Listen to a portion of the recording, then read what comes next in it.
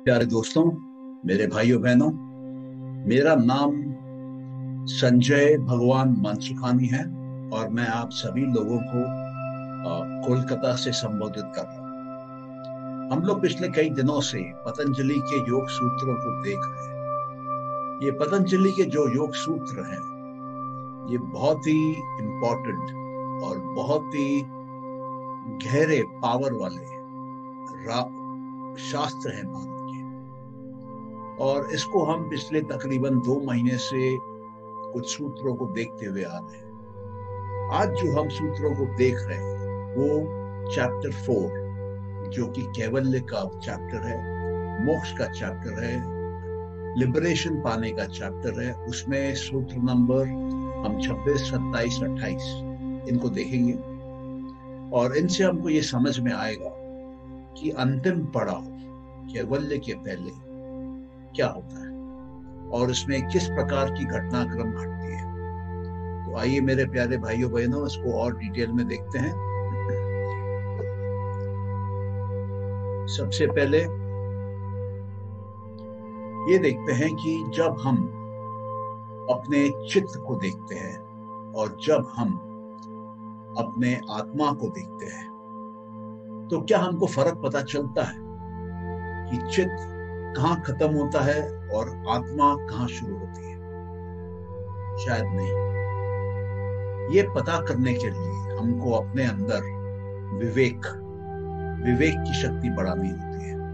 और जब हमारे अंदर ये विवेक की शक्ति बढ़ती है, जब हमारे अंदर ये डिस्क्रिमिनेशन का पावर बढ़ता है, तब हम डिस्क्रिमिनेट कर पाते हैं, आइडेंटिफाई कर पाते हैं कि हमारा चित्त क्या है और हमारी आत्मा क्या है। जैसे हमने कल देखा था कि चित्त जो है वो इनविजिबल है और आत्मा जो है वो भी इनविजिबल है। चित्त जो है वो लिमिटेड और अनलिमिटेड इन दोनों जोन में रहती है। हमारा माइंड कभी कभी अनलिमिटेड सोचता है और हमारा माइंड कभी कभी सीमित, कभी कभी लिमिटेड सोचता है। तो इसको ध्यान में रखते हुए हमको अभी देखना है अपनी आत्मा को। हमारी जो आत्मा है वो हमेशा अनलिमिटेड है, वो हमेशा इनफाइनाइट है, वो कभी भी लिमिटेड नहीं सोचती। लेकिन जिस समय वो चित्त को देखती है और चित्त के अंदर वृत्तियां आती हैं, चित्त के अंदर जो बाहर सेंस ऑब्जेक्ट्स हैं, जो वस्तुएं हैं, उनका जब इम्पैक्ट पड़ने लगता है और चित्त जब उनका रूप लेने लगता है, तब हमारी जो आत्मा है वो चित्त को देखती है। लेकिन ये समझना बहुत जरूरी है कि इनके बीच का फर्क क्या है। इनके बीच का फर्क सिर्फ विवेक से किया जा सकता है और कोई तरीका नहीं है। सिर्फ इंटेलिजेंट डिस्क्रिमिनेशन से किया जा सकता है और कोई तरीका नहीं है। तो ये जो विवेक की शक्ति है, ये हमारे अंदर इस अविद्या को मिटाती है, इस इग्नोरेंस को मिटाती है कि हम आत्मा नहीं है। हम साधारणतः ये सोचते हैं कि हम आत्मा नहीं है, हम शरीर है, हम मन है। और ये विवेक की शक्ति, ये विवेक का पावर ही हमको ये एहसास कराता है कि नहीं, हम तो आत्मा है, हमारे अंदर अनंत की शक्ति है, हमारे अंदर परमानेंसी है, हमारे अंदर इनफाइनाइटनेस है, हम इटर्नल हैं, हम कभी बदले नहीं जा सकते, हम अनचेंजिंग हैं। तो ये जो एहसास, ये जो समझना, ये हमको सिर्फ और सिर्फ हमारा विवेक दिला सकता है। हमारी बुद्धि के अंदर विवेक की शक्ति होती है जो हमको दिला सकती है। पतंजलि ये कहते हैं कि जो माइंड कैवल्य के लिए तैयार हो जाते हैं, वो माइंड जो मोक्ष के लिए तैयार हो जाते हैं, वो माइंड जो लिबरेशन के लिए तैयार हो जाते हैं, वो फुल टाइम लिबरेशन पे, मोक्ष पे ध्यान नहीं लगा सकते। उनका ये जो अटेंशन है, ये जो ध्यान है, ये जो मेडिटेशन है कैवल्य की तरफ, वो बीच बीच में टूटती है। वो क्यों टूटती है? क्योंकि कुछ ऐसे संस्कार हमारे अंदर होते हैं जो अभी भी एक्टिव हैं, अभी भी जिंदा हैं, अभी भी वो हम पे काम करते हैं, अभी भी वो हमारे चित्त में जागृत होके आ जाते हैं। और हम जो ये दिमाग में ध्यान लगाए बैठते हैं कि चित्त जो है हमारा वो अलग है और आत्मा जो है वो अलग है, हमारे जब आत्मा पे ध्यान लगी हुई रहती है उस समय कुछ संस्कार हमारे बीच में आके हमको डिस्टर्ब करते हैं, हमारे बीच में आके हमारा ये अटेंशन तोड़ते हैं, हमारे बीच में आके इस कंटिन्यूटी को भंग करते हैं, इस विवेक की, इस डिस्क्रिमिनेशन के पावर को भंग करते हैं। तो पतंजलि ये कहते हैं कि जब हम बीज समाधि करते हैं तभी भी उस समय भी हमारे अंदर एक मन रहता है, हमारे अंदर एक आइनेस का एहसास रहता है, मैं और मेरा का एहसास रहता है। सब बीज समाधि में भी हमारे अंदर मैं और मेरा का एहसास रहता है, लेकिन निर्बीज समाधि के अंदर ये एहसास नहीं रहता। तो जब भी हमारे अंदर बीज रहेंगे, मतलब संस्कार रहेंगे, उसके मेंटल इंप्रेशन रहेंगे हमारे चित्त पे, तब तक हम निर्भीत समाधि में नहीं जा सकते हैं। तब तक हमारा जो मन है, हमारा जो चित्त है, वो हमारे साथ रहेगा, हम उसके एहसास में रहेंगे, हम वहां से आत्मा तक नहीं पहुंच पाएंगे, हम आत्मा के बारे में सोच पाएंगे कभी कभी, लेकिन परमानेंटली नहीं पहुंच पाएंगे।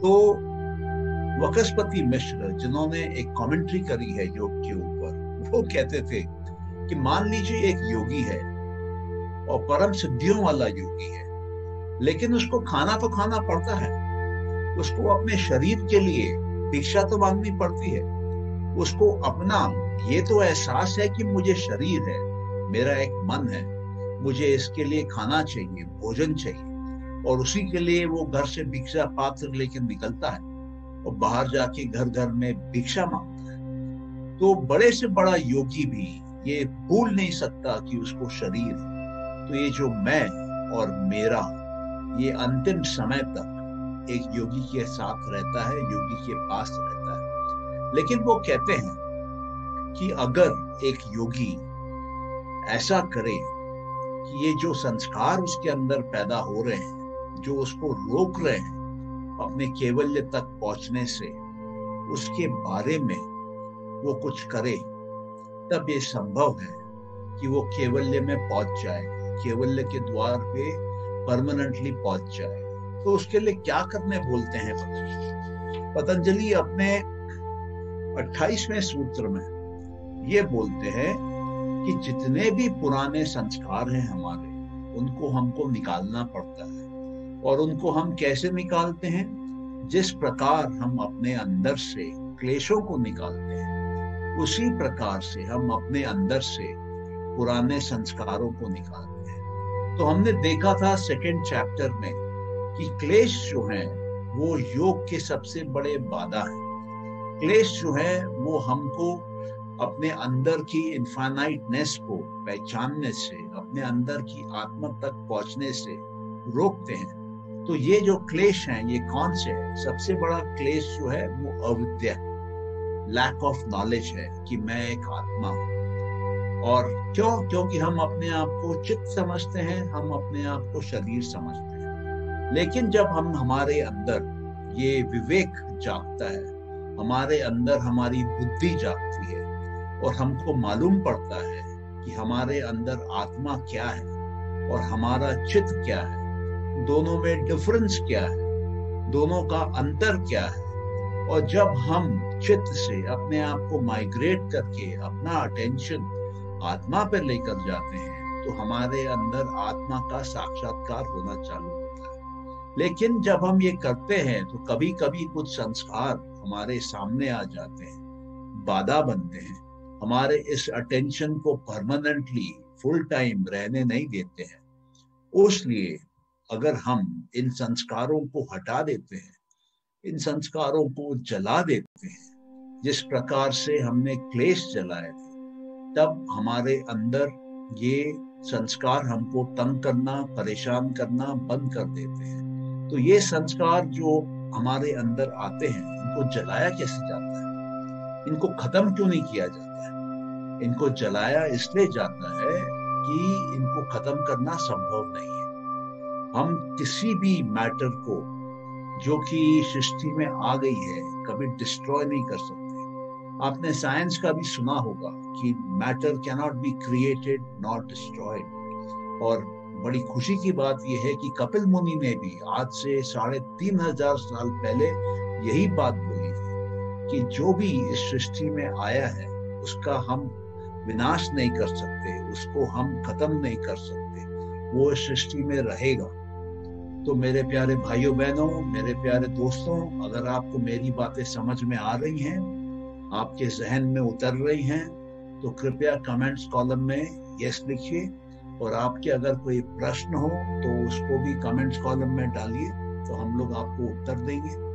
और जो मेन मुद्दे की बात है कि जो संस्कार जो अंतिम समय में हमारे रास्ते में आ जाते हैं, उनको हम सिर्फ और सिर्फ ज्ञान के माध्यम से हटाते हैं, ज्ञान के माध्यम से उन संस्कारों को जलाते हैं। जिस प्रकार से क्लेशों को हम जलाते हैं, उसी प्रकार से इन संस्कारों को हम जलाते हैं। और जब ये संस्कार जलने लगते हैं, जब ये संस्कार खत्म होने लगते हैं, तब अंतिम पड़ाव आता है, तब संस्कार सारे खत्म हो गए। तो जो संस्कार सोए हुए हैं उनको भी ज्ञान से जलाया जाता है। जो क्लेश हमारे साथ में है, क्लेश हमारे साथ हमारे जन्म से है, उनको भी हम जलाते हैं, उनका भी हम अंत करते हैं। क्योंकि जब तक क्लेश रहेंगे तब तक हमको कैवल्य प्राप्त नहीं हो सकता है। जब तक संस्कार रहेंगे, जब तक ये मेमोरीज रहेंगी इस जीवन की, पिछले जीवनों की, तब तक हमको मुक्ति प्राप्त नहीं हो सकती है। तो इनको जलाया जाता है, इनको हम ज्ञान के मार्ग से जलाते हैं। तो पतंजलि जो है वो एक किस्म से ज्ञान का मार्ग है। सांख्य दर्शन जो है वो तो पूरा का पूरा ज्ञान का मार्ग है। और ज्ञान के मार्ग से संस्कारों को खत्म करके हम मुक्ति प्राप्त कर सकते हैं, हम कैवल्य प्राप्त कर सकते हैं। तो जब अंतिम पड़ाव आता है, जब कैवल्य का दरवाजा खुलता है, तब एक समाधि लगती है, अंतिम समाधि, वैराग्य की समाधि, 100% वैराग्य की समाधि। इसको बोलते हैं धर्म मेघ समाधि। ये जो धर्म मेघ समाधि है, ये बहुत ही ऊंचे लेवल की समाधि है। इसमें जो सज्जन हैं उनके सारे संस्कार जल चुके हैं। जब सारे संस्कार जल चुके हैं तो ना कोई अटैचमेंट है और ना कोई रिपल्शन है, ना कोई कार्मिक अकाउंट है और ना कोई क्लेश है। पूरा का पूरा रिकॉर्ड, पूरा का पूरा उनका चित्त साफ है, शून्य की स्थिति में है। जब चित्त शून्य हो जाता है तभी ही कैवल्य लगता है। क्योंकि अब चित्त आगे जीवन में जाएगा नहीं, नया शरीर को उठाएगा नहीं, क्योंकि उसका पूरा रिकॉर्डिंग, पूरा डेटा, पूरे उसके संस्कार खत्म हो गए हैं। अब वो फ्रीडम की तरफ है, अब वो मुक्ति की तरफ है। अब वो धीरे धीरे करके बाहर निकल के आता है और मुक्ति हासिल करता है। आइए हम देखते हैं कि हमने कल भी देखा था और हम वापस देखते हैं आज कि 3 रियलिटी हैं लाइफ की, एक स्पिरिट, एक माइंड और मैटर। इन तीनों में फर्क क्या है? और इन तीनों का फर्क हम विवेक से, बुद्धि से, डिस्क्रिमिनेशन के पावर से समझ सकते हैं। और जब हम इन पे ध्यान लगाते हैं, जब हम इनको ध्यान से सोचते हैं, इन पे हम अपना चिंतन मनन करते हैं, तो ये हमारे अंदर गहरी बैठती है बात, और ये हमको कैवल्य की तरफ ले जाती है, मुक्ति की तरफ ले जाती है, लिबरेशन की तरफ ले जाती है, मोक्ष की तरफ ले जाती है। तो क्या है वो बात? अब ये देखिए, वस्तु जो है वो फाइनाइट है, माइंड जो है, चित्त जो है, वो फाइनाइट या इनफाइनाइट है, आत्मा जो है वो इनफाइनाइट है। तो ये एक पहला डिफरेंस हो गया। आत्मा इनफाइनाइट है, चित्त फाइनाइट भी हो सकती है, इनफाइनाइट भी हो सकती है, और जो वस्तु है, जो मैटर है, वो हमेशा फाइनाइट है। तो ये पहला फर्क। दूसरा फर्क, जो आत्मा है उसमें कभी बदलाव नहीं आता। आत्मा जो है वो कांस्टेंट है, लेकिन जो चित्त है वो कांस्टेंट नहीं है। जो चित्त है उसमें बदलाव है, जो चित्त है वो चेंजिंग है। और उसी प्रकार जो मैटर है जो ऑब्जेक्ट है, जो वस्तु है, वो कॉन्स्टेंटली चेंजिंग है, कॉन्स्टेंटली फ्लक्चुएटिंग है, कॉन्स्टेंटली बदलाव में रहती है, ट्रांसफॉर्मेशन में रहती है। तो ये हमने दूसरी क्वालिटी देखी। तीसरी देखते हैं, आत्मा जो है वो परमानेंट है। आत्मा सदा के लिए, जहां से सृष्टि का आरंभ हुआ उसके पहले से आत्मा है, जहां पे सृष्टि का अंत अगर होगा उसके बाद भी आत्मा है। मन क्या है? मन सृष्टि में मूव करता है और मन का एक दिन अंत होता है, चित्त का एक दिन अंत होता है। जिस दिन चित्त के सारे संस्कार, सारे इंप्रेशन मिट जाते हैं, उस दिन चित्त का अंत होता है। और जो वस्तु है, वस्तु जो है, क्योंकि वो ग्रॉस है, क्योंकि वो स्थूल एलिमेंट है, तो वो हमेशा जहां है वहीं रहती है, वो ट्रैवल नहीं करती। अगर हम समय से देखें, मृत्यु से देखें कि कौन ट्रैवल करता है, कहाँ ट्रैवल करता है, तो हम देखेंगे आत्मा सदा के लिए ट्रैवल करती है और आत्मा में कोई चेंज नहीं है, बिना चेंज के वो ट्रैवल करती है। चित्त जो है वो जन्म से लेके मृत्यु तक, अंतिम मृत्यु जहाँ पे संस्कार खत्म हो जाते हैं, वहां तक ट्रैवल करती है। उसके आगे वो ट्रैवल नहीं करती है। उसके आगे आत्मा उससे मुक्त हो जाती है, चित्त वहां खत्म हो जाता है, लेकिन आत्मा आगे चलती रहती है सदा के लिए। और जो वस्तु है, वो वस्तु तो एक प्लैनेट पे ही रहती है, एक स्टार पे ही रहती है। वस्तु ट्रैवल नहीं करती है, वस्तु उसी जगह रहती है। तो ये तीन बेसिक फर्क है, जिसके अंदर सोल के अंदर, माइंड के अंदर और मैटर के अंदर, आत्मा के अंदर, माइंड के अंदर और मैटर के अंदर। अब जो मैटर है वो शांति से एक जगह खड़ा रहता है और जो चित्त है वो उसको रिकॉर्ड करता है। मैटर में रिकॉर्डिंग कैपेबिलिटी नहीं है, लेकिन चित्त में रिकॉर्डिंग कैपेबिलिटी है। चित्त वृत्तियों को लेता है, नोटिस करता है, मेमोराइज करता है और रिकॉर्ड करता है। तो चित्त में रिकॉर्डिंग कैपेबिलिटी है। और जो आत्मा है वो चित्त को देखती है, वस्तु को नहीं देखती है। आत्मा चित्त को देखती है और जो चित्त में बदलाव हो रहे हैं, जो चित्त में रिकॉर्डिंग हो रहे हैं, उसको आत्मा देखती है। लेकिन आत्मा के अंदर कोई भी बदलाव नहीं आता, आत्मा वैसी की वैसी रहती है। अब ये जो वस्तु है उसकी एक खासियत है कि उसको अगर कोई देखे या ना देखे, वस्तु जो मैटर वो अपने ओरिजिनल स्टेट में ऐसे का ऐसा ही रहता है। वस्तु में कोई चेंज नहीं आता है। अगर वस्तु को कोई भी नहीं देख रहा है, कोई भी मन, कोई भी चित्त नहीं देख रहा है, नहीं रिकॉर्डिंग कर रहा है, नहीं उसकी वृत्तियां बना रहा है, तो वो वस्तु तभी भी है। और अगर उसको 100 चित्त देख रहे हैं, 100 मन देख रहे हैं, तो भी वो वस्तु है। तो वस्तु हर परिस्थिति में वहां पर है। लेकिन फर्क क्या पड़ता है कि इस एक ही वस्तु को जब 1000 मन, 1000 चित्त देखते हैं, तो वो हजारों चित्त अपने हिसाब से देखते हैं, अपने पास्ट जर्नी के हिसाब से देखते हैं, अपने माइंड के कंडीशनिंग के हिसाब से देखते हैं, अपने पुराने संस्कारों के हिसाब से देखते हैं। तो वस्तु क्या है? वस्तु एक है, मन अनेक है, मनों की कंडीशन भी अनेक है। तो वो वस्तु अलग अलग मन में, अलग अलग चित्त में अलग तरीके से दिखती है, अलग तरीके से प्रोजेक्ट होती है, अलग तरीके से सेंस की जाती है। और आत्मा जो है वो सबकी आत्मा है अलग अलग, लेकिन क्वालिटी सबकी आत्मा की एक है। चाहे मेरी आत्मा हो, चाहे आपकी आत्मा हो, चाहे आपके माता पिता की आत्मा हो, चाहे आपके बच्चों की आत्मा हो, आपके भाई बहन की आत्मा हो, आत्मा जो है वो हमेशा सेम प्रॉपर्टी की है, सेम गुण है आत्मा की। आत्माएं अलग अलग हुए हैं, लेकिन प्रॉपर्टी, गुण एक ही है। वो क्या है? आत्मा हमेशा इनफाइनाइट है, आत्मा हमेशा परमानेंट है, आत्मा हमेशा इटर्नल है, और आत्मा हमेशा नॉन चेंजिंग है। आत्मा में कभी भी कोई भी बदलाव नहीं आता। अब देखिए क्या होता है। पतंजलि कहते हैं कि योग चित्त वृत्ति निरोधा।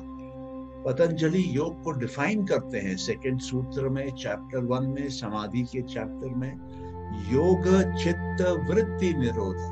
वो ये बोलते हैं योग तब होता है, इनफाइनाइट से आप तब मिलते हैं, परमानेंट आप तब होते हैं, इटर्नल आप तब बनते हैं जब आपके चित्त के अंदर वृत्तियां, ये बदलाव, ये अलग अलग थॉट्स का नोटिस होना, अलग अलग थॉट्स का एक्सपीरियंस होना, अलग अलग सेंसेशंस का मेमोराइज होना, ये जब बंद हो जाता है तभी ही आप अपने अंदर इनफाइनाइट का एहसास करते हैं। इसका मतलब कि हमारा जो चित्त है, हमारा जो मन है, जब वो शांत हो जाता है, उसको कौन देख रहा है? उसको एक तरफ से आत्मा देख रहा है और दूसरी तरफ से उसको वस्तु देख रहा है। चित्त मन हमारा बीच में है, एक तरफ उसमें आत्मा है और एक तरफ उसके वस्तुएं हैं। तो आत्मा क्या देखती है? आत्मा देखती है चित्त में क्या बदलाव हो रहा है, उसी को देखती है। और जो वस्तु है उसमें तो कोई बदलाव है नहीं, वो तो वैसे ही खड़ी है सामने।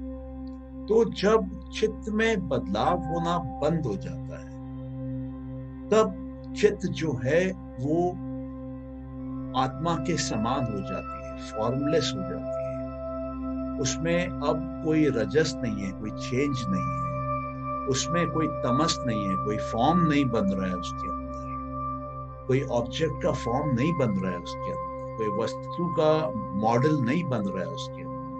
तो उसके अंदर ना रजस है अभी और ना उसके अंदर तमस है अभी। तो जब उसके अंदर ना रजस है और जब उसके अंदर ना तमस है, तो क्या बचा? सत्व बचा। कौन सा सत्व? इसमें कोई बदलाव नहीं है, वो सत्व स्टेडी है। तो वो जो चित्त है वो फॉर्मलेस स्टेट में आ गया और वो फॉर्मलेसनेस स्टेडी है, वो फॉर्मलेसनेस लंबे ड्यूरेशन के लिए है। तो हमारी आत्मा के क्या गुण हैं? हमारी आत्मा के भी यही गुण है। हमारी आत्मा भी फॉर्मलेस है और हमारी आत्मा भी नॉन चेंजिंग है, आत्मा में कोई बदलाव नहीं है। तो वहां पर चित्त और आत्मा दोनों जब एक समान होने लगते हैं, तब जाके लिबरेशन होती है, तब जाके मुक्ति होती है, तब जाके केवल्य की घटना घटती है। तो इसलिए हमारे लिए समझना बहुत जरूरी है जो पतंजलि बोले, योग चित्त वृत्ति निरोधा। बाहर के वस्तुओं से वृत्तियां तो पैदा होंगी, उसको कंट्रोल करिए, चित्त को काबू में रखिए, चित्त की वृत्तियों को, चेंजेस को, मॉडिफिकेशन को, फ्लक्चुएशन को रोक के रखिए। और जब आप उनको रोक के रखेंगे तब रजस भी निकल जाएगा, तमस भी निकल जाएगा, तब जो चित्त है वो पूरी तरीके से सात्विक हो जाएगा, लंबे समय के लिए सात्विक रहेगा। और जब चित्त सात्विक हो जाएगा और लंबे समय के लिए सात्विक रहेगा, तो उसके गुण और आत्मा के गुणों में कोई फर्क नहीं है, तब दोनों एक समान है। तब हमारे अंदर का, अंतर्मन का इतना शुद्धिकरण हो गया कि उसके आसपास से रजस तमस सब निकल गए। तब उसके आसपास से रजस तमस सब निकल जाता है, तब क्या होता है? तब जो हमारी आत्मा है, उसकी लौ, उसकी रोशनी, उसकी चमक, उसकी इल्यूमिनेशन, उसकी शाइन दूर तक दिखाई देती है, दूर तक चमकती है और सबको समझ में आता है, सबको दिखाई देता है। मेरे प्यारे भाइयों बहनों, ये जो मैं आपको समझा रहा था कि आत्मा क्या है, चित्त क्या है, मन क्या है और वस्तु क्या है, मैटर क्या है, ये अगर आपको समझ में आया है तो कृपया कमेंट्स कॉलम में यस लिखिए। और आपका अगर कोई प्रश्न है तो वो प्रश्न भी लिखिए, हम लोग आपके प्रश्नों का उत्तर देने की कोशिश करेंगे। और ये जो योग का, योग शास्त्रों का, ये जो योग सूत्रों का, ये जो पतंजलि का इतना कीमती ज्ञान, इतना पावरफुल ज्ञान जो है, ये हम लोग आप तक और पहुंचाएंगे, गहराई तक ले जाएंगे आपको। हम लोग कई तरह के इस पे कोर्सेस भी करते हैं। हम लोग एक कोर्स करते हैं समाधि योग पे, जिसमें हम लोग माइंड का पूरा साइंस समझाते हैं, वृत्तियों से लेके आपके कितने प्रकार की वृत्तियां होती हैं, उनको कैसे हटाया जाता है वृत्तियों को, समाधि कितने प्रकार की होती है और अंतिम समाधि कैसे लगती है, ये सारा का सारा समाधि योग के चैप्टर में कवर होता है। दूसरा जो चैप्टर हम कवर करते हैं वो है अष्टांग योग। अष्टांग योग में हम ये देखते हैं कि साधना कौन से करने से हम कैवल्य तक पहुंच सकते हैं, सिद्धियों तक पहुंच सकते हैं। ये जो अष्टांग योग है ये पतंजलि ने खुद इसको डिजाइन किया है। इसके अष्ट अंग हैं, यम, नियम, आसन, प्राणायाम, प्रत्याहार, धारणा, ध्यान और समाधि। पतंजलि ये कहते हैं और बाकी कमेंटेटर्स ये कहते हैं कि जो शुरू के हैं 5 अंग वो लोअर फॉर्म ऑफ योगा है और जो ऊपर के 3 अंग हैं वो हायर फॉर्म ऑफ योगा है। लेकिन अगर आपको मुक्ति चाहिए, कैवल्य चाहिए, सिद्धियां चाहिए, तब आपको कंसंट्रेशन, मेडिटेशन और समाधि करनी है। लेकिन अगर आपको सिद्धियां नहीं चाहिए, कैवल्य नहीं चाहिए, आपको अपने लाइफ को इम्प्रूव करना है, आपको अपने जीवन से दुख को हटाना है, आपको अपने बॉडी के हेल्थ को ठीक करना है, आपको अपने मेंटल हेल्थ को ठीक करना है और आपको स्पिरिचुअली हायर पावर से कनेक्ट करना है, तो ये जो 5 अंग हैं अष्टांग की, यम, नियम, आसन, प्राणायाम और प्रत्याहार, इससे ही काम बन जाता है बहुत ही सरल तरीके से। और अगर आपको ऊपर जाना है तो डेफिनेटली आपको धारणा, ध्यान, समाधि, ये तीनों करना। तीसरा जो चैप्टर जो पतंजलि कवर करते हैं और उसको हम लोग भी पढ़ाते हैं वो है सिद्धि योगा। सिद्धि योगा जो है वो ये बताती है कि सबसे पहले हमारे अंदर इंट्यूशन का पावर कैसे आता है, क्योंकि जो सबको दिखता है वो तो हमको भी दिखता है, लेकिन हमको वो दिखे जो औरों को नहीं दिखता है, उसके लिए क्या चाहिए? उसके लिए प्रज्ञा की शक्ति चाहिए, उसके लिए इंट्यूशन चाहिए। और जब आपके अंदर इंट्यूशन खुलने लगता है, इंट्यूशन की पावर आने लगती है, जब आपका जीवन एक नए लेवल पे, एक नए स्टेटस में, एक नए हाइट में वहां पहुंच जाता है और जीवन एक अलग मीनिंग लेने लगता है। आपके अंदर में सिद्धियां आने लगती हैं, आपको वो दिखने लगता है जो औरों को नहीं दिखता है, आप वो करने लगते हैं इस कारण से जो दूसरे लोग नहीं कर पाते हैं। ये जो सिद्धियां हैं, ये जब तक आप धारणा, ध्यान और समाधि, कंसंट्रेशन, मेडिटेशन और समाधि नहीं करेंगे, तब तक ये इंट्यूशन चालू नहीं होता है। और एक बार ये इंट्यूशन चालू होता है तो ये इंटरनल लेवल पे आपको नॉलेज देता है, ये बाहर की इंद्रियों के बेसिस पे आपको नॉलेज नहीं देता है, ये नॉलेज आपको मन के बेसिस पे नहीं देता है, ये नॉलेज आपको डायरेक्ट वस्तु से एनर्जी के लेवल पे आपके तन मात्राओं को देता है, आपके अहंकार को देता है और आपको डीप डाउन इंटरनली एक कनेक्शन आपका खुल जाता है, जिससे कि आपको ये ज्ञान, ये नॉलेज अब अपने आप ट्रांसमिट होके आने लगता है, मिलने लगता है। मेरे प्यारे भाइयों बहनों, आप सबका बहुत बहुत धन्यवाद।